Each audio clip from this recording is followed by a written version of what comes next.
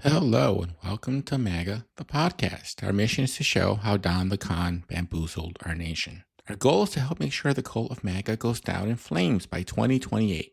We want to stop MAGA before it becomes unstoppable and democracy further decays into a dictatorship. If we want the cult of MAGA to end, we have to know how it began and why it spread. Now, again, this is not your racist uncle's MAGA. Our MAGA stands for I'm an angry asshole, the cult of Donald Trump, and I am your host, the disgusted American. So in our last episode, we talked about an offer we can't refuse, another mafia term that is meant to denote influence and muscle that forces people to do what you want. It's the gangster's way of doing things. Now, of course, this is immoral and illegal, but Trump's a criminal, so he's not really fazed by such things. He doesn't mind using the Secret Service like an ATM, and he doesn't mind making offers you can't refuse to certain companies so they can get sweetheart deals in exchange for a cut of the revenues. This happened with NVIDIA and AMD recently, and Trump is willing to do this even if it threatens national security. So, in summary, Trump behaves like a gangster. He uses the presidency the way a Don uses his crime family to shake people down and make them offers they can't refuse. So this week, we're going to explore another one of Trump's gangster rackets, also known as the pump and dump. The original pump and dump scheme was a fraud that took place in the micro-cap securities market. Now that's generally defined in the United States as those companies with a market capitalization of under $250 million. And many micro-cap stocks are known as penny stocks, which the SEC defines as a security that trades at less than $5 a share. Now, these shares are not listed on any national exchange. You're not going to find them on the New York Stock Exchange or NASDAQ.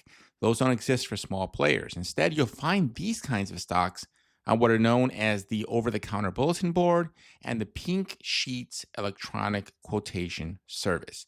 And both of these services have way less regulation than board stocks do. And this is why they were such a ripe target for the mafia. We're talking about a highly unregulated market with a potential for massive profits that's tailor-made for organized crime. And so what are these pump and dump schemes really involved? Well, they involve the use of false or misleading statements to hype up stocks, which were then dumped on the public at inflated prices. And these schemes involved, back in the day, telemarketing and more recently, internet fraud. And what would happen is these folks would chop up these stocks, which means that they were purchased for pennies and sold for dollars, which makes, if you're in the know, a lot of money. In order to get this to work, you had to provide both brokers and stock promoters with massive profits to help incentivize them to conduct the fraud. And brokers were often paid under the table. They got undisclosed payoffs to sell these essentially useless stocks to suckers on the phone. So this opportunity that was so ripe for exploitation, again, attracted organized crime. Mob figures from each of the 5 families in New York, as well as the New Jersey mob, even the Russian mob, got involved in these 1990s stock swindles. We have some movies and TV shows that really paint the picture of what was going on in that period. Movies like Boiler Room. Okay, here's the deal. I'm not here to waste your time, okay? I certainly hope you're not here to waste mine. So I'm going to keep this short. Become an employee of this firm, you will make your first $1 million within 3 years, okay? I'm going to repeat that.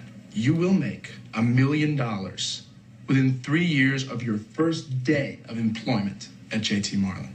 There is no question as to whether or not you'll become a millionaire working here. The only question is how many times over. You think I'm joking? I'm not joking. I am a millionaire.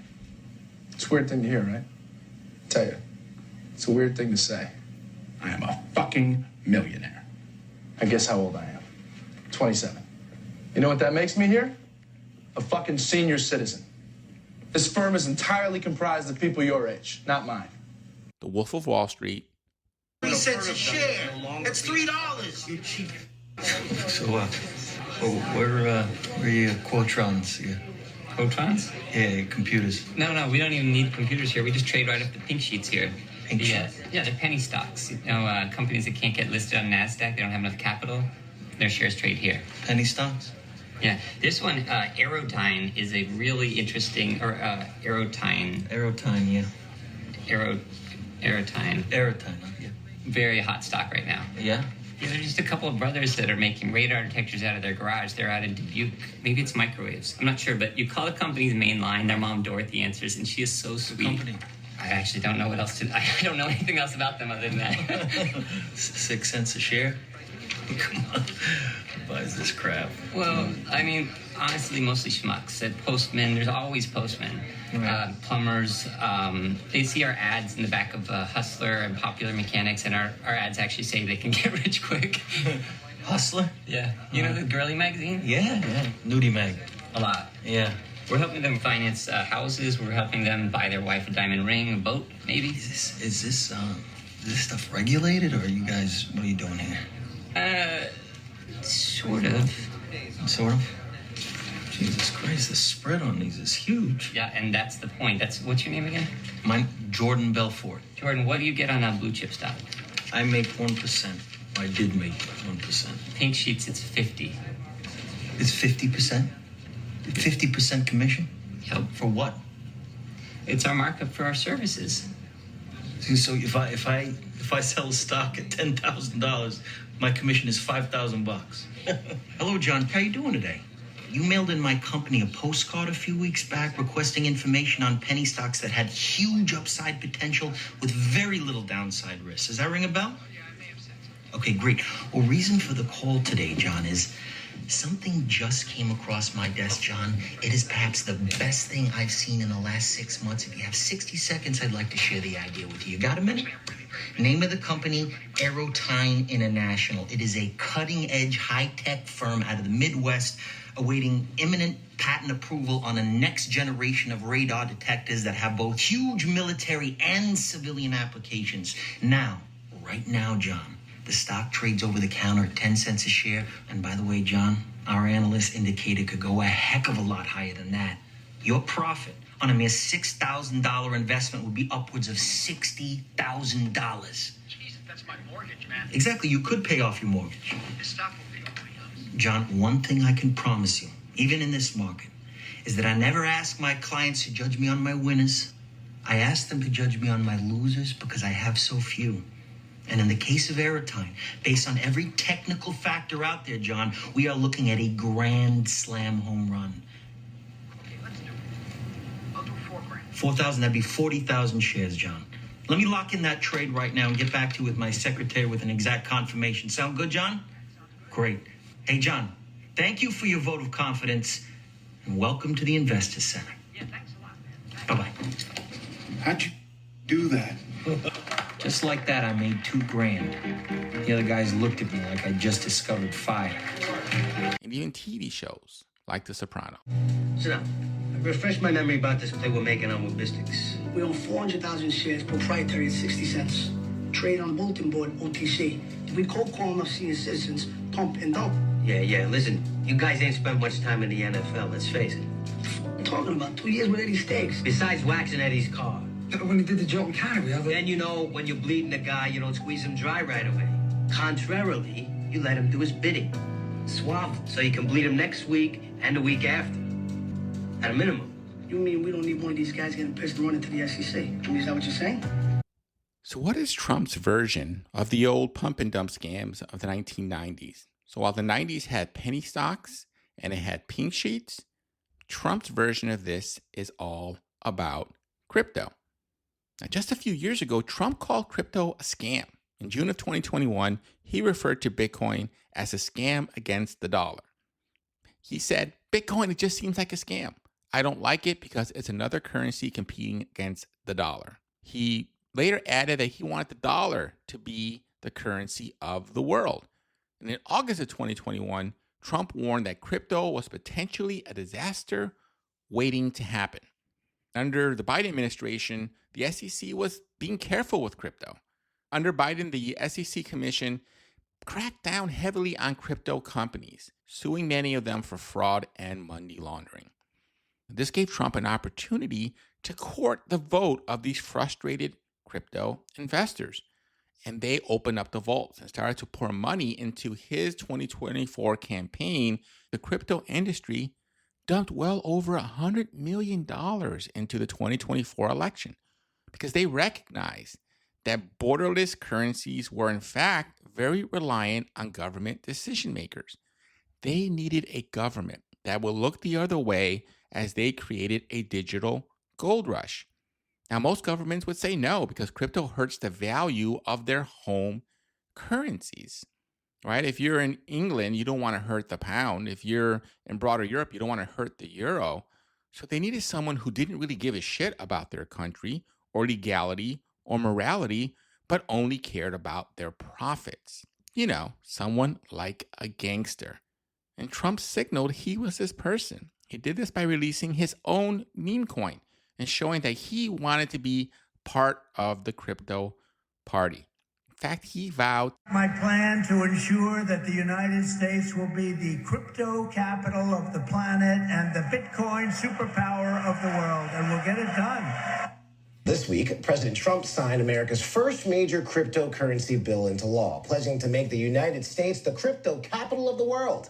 A key priority for the president, once a crypto skeptic, who now bills himself as the most pro-crypto commander-in-chief in history. So what the hell happened? Why did Trump's attitude change from crypto is a scam to he wants to make the United States the crypto capital of the world? That's a huge swing. Trump's attitude towards crypto began to change when he realized there's a lot of money to be made in this space with nearly zero risk. And his entry into the crypto world started, of course, with absurdity. In December of 2022 on Truth Social, he made a major announcement about his Donald Trump digital trading card collection. And these all featured ridiculous digital images, like Trump dressed as a superhero with a red, white, and blue cape over his back and a gold title belt around his waist. Hello, everyone. This is Donald Trump. Hopefully your favorite president of all time, better than Lincoln, better than Washington, with an important announcement to make. I'm doing my first official Donald J. Trump NFT collection right here and right now. They're called Trump Digital Trading Cards. These cards feature some of the really incredible artwork pertaining to my life and my career. It's been very exciting. You can collect your Trump digital cards just like a baseball card or other collectibles. Here's one of the best parts. Each card comes with an automatic chance to win amazing prizes like dinner with me. I don't know if that's an amazing prize, but it's what we have. Or golf with you and a group of your friends at one of my beautiful golf courses, and they are beautiful. I'm also doing Zoom calls, a one-on-one meeting, autographing memorabilia, and so much more. We're doing a lot. My official Trump digital trading cards are $99, which doesn't sound like very much for what you're getting. Buy one and you will join a very exclusive community. It's my community, and I think it's something you're going to like, and you're going to like it a lot. They also make perfect gifts. So you can buy them with your credit card or crypto. All you need is an email address. Go to collecttrumpcards.com and buy your Trump digital trading cards right now before they are all gone, and they will be gone. This is my first official Trump trading card NFT collection, and you get a chance to meet me. Go to collecttrumpcards.com right now, and remember, Christmas is coming, and this makes a great Christmas gift. No purchase necessary. Even Trump's most ardent supporters kind of sneered at this. It seemed like such a stupid idea. One of his White House deputy assistants, Sebastian Gorka, referred to it as sheer insanity. Steve Bannon said, I can't do this anymore. But digital asset obsessives loved it. They snapped up $4.4 million worth of these goofy digital cards in a single day, leading to additional rounds of sales. And Trump, who had a licensing deal to shill this nonsense, he got at least $7 million in cash and crypto from these digital cards. But he came away with something even more valuable. He began to understand that crypto, an industry that he had previously mocked as highly volatile and based on thin air, his words, could actually provide him with truckloads of money. before he won the 2024 election, his meme coin wasn't around. And World Liberty Financial looked about as promising as Trump stakes. It was cruising for the ash heap of history, like many of Trump's other ventures. When Trump won re-election, shit got really crazy. Cryptomania spread through the nation's capital. There was a crypto ball right before inauguration, where cultural icons like Snoop Dogg were performing, and the president-elect said, "It's time to celebrate everything we stand for, winning." And at the same time, crypto ventures that Trump and his family were starting were putting them in a position to profit from all of these relaxed rules around crypto coming from his administration. He was dismantling the regulations so that there were very few guardrails for how Trump commingled his personal and presidential crypto interests. What individuals want to consider is how a cryptocurrency's price is driven. And ultimately, that's by getting more people into the pool. And that's what ultimately pushes up the price of a cryptocurrency. So people who are promoting cryptocurrency really want more people to move their money in there because these cryptocurrencies are not backed. These speculative cryptocurrencies are not backed by hard assets or a claim on some type of entity. What drives their price is getting more people into the pool. And that has certain confidence game, con game, or Ponzi scheme characteristics to it, if you like. Remember, the emoluments clause, which is supposed to prevent the president from profiting from the presidency, doesn't have any teeth, and Trump ignores it. In fact, Roy Delston, a lawyer and former banking regulator at the FDIC, stated that what exists now is virtually nothing. Are there any limits in place on what the president does? As Delston told me, there is really no federal regulator who seems likely to call Trump out on any of this because he controls them. Under the Biden administration, deals like this would have drawn a lot of scrutiny from regulators like the Securities and Exchange Commission. But now the president has appointed a lot of crypto-friendly people to his administration. And Steve, it's worth pointing out that it was that tougher approach at the SEC that gave Trump an opportunity to court the crypto vote and their money. And now he's in the position to shape the rules, or the lack of rules, for a business where he and his family stand to profit. Delton also included, you can invest in this cryptocurrency, and now he's your friend. And that could be anybody who's sketchy or who's been convicted of something or acting on behalf of a foreign state actor. Democratic Senator Elizabeth Warren was even more blunt. This is corruption, plain and simple, she wrote on X.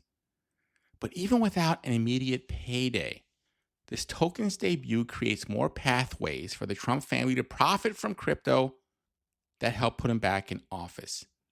There was nothing to stop Trump from relaxing the rules and profiting from crypto.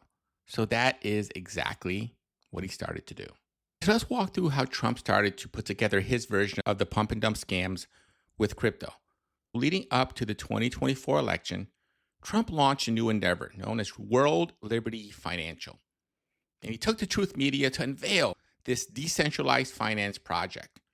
This project started by hawking a bunch of tokens that promised no share of future profits. It had fine print warning to tell buyers that this was not meant to be an investment opportunity. The tokens themselves, these digital virtual tokens, had no intrinsic value, but nevertheless, people began to invest in them. According to the firm Chain Analysis, Trump and his partners were able to shake loose about $350 million in trading fees and dollar-tied crypto. But why? Why would people pay millions of dollars for these worthless virtual tokens? Well, it turns out the largest investors in the meme coin were foreigners. They were invited to a dinner with the president at his Virginia golf club. It's little wonder why the president is doing things like holding a private dinner for people willing to purchase his cryptocurrency. Now we start to see the pieces coming together. If people who otherwise couldn't get access could get access through the meme coin, they bought up large portions of this virtual meme coin currency, maybe they can get to Mar-a-Lago. Maybe they will let them into Trump's other hotels or resorts or golf courses. You get access to Trump and his officials there. The possibilities are endless, again, when you're talking about the president. who has a lot of power under his office, which is supposed to be for the benefit of the people, but Trump prefers to use it to line his pockets. When it comes to political campaigns and how these candidates raise money, they know that people are willing to pay hundreds of thousands, maybe even millions of dollars to have dinner with a powerful politician. This was essentially an open advertised competition to see who would pay the biggest literal tribute to Donald Trump's crypto coin.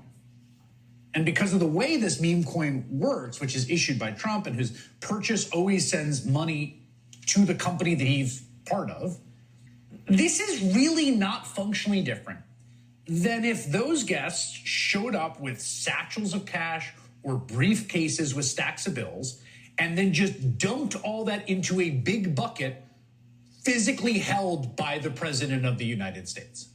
A chance for them to advocate for their interests. A few people showed up for these tokens initially, but when Trump won the election, a crypto hypester known as Justin Sun, who, by the way, was facing charges from the Securities and Exchange Commission for fraud, he shelled out $30 million for the coin. They even posted a leaderboard so buyers could compete with one another. Among the winners, Justin Sun, a Chinese-born crypto billionaire and the largest holder of Trump coin. He was sued for fraud by the last administration, but earlier this year, the Securities and Exchange Commission paused the lawsuit as part of a broader Trump administration shift towards easing crypto enforcement. Sun's investment triggered the threshold where now Trump gets 75% of all the additional money. So he set up a situation where Trump now got a big cut of whatever he sold in this meme coin.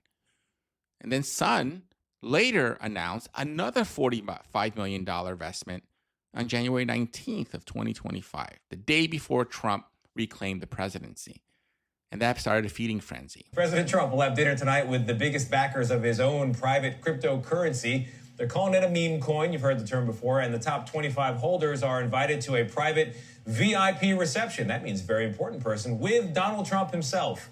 Of course, this is raising concerns about potential conflicts of interest on top of conflicts of interest. Nancy Cordes has got more from Washington. Nancy, what's the latest on this? Well, this event is blending the personal and the professional in an entirely new way for a U.S. president. The 220 top holders of Trump's crypto token have won a ticket to this so-called presidential gala tonight. And unlike major donors, these high rollers are gaining access to the president not because they gave to his campaign, but because they enriched him personally and his family.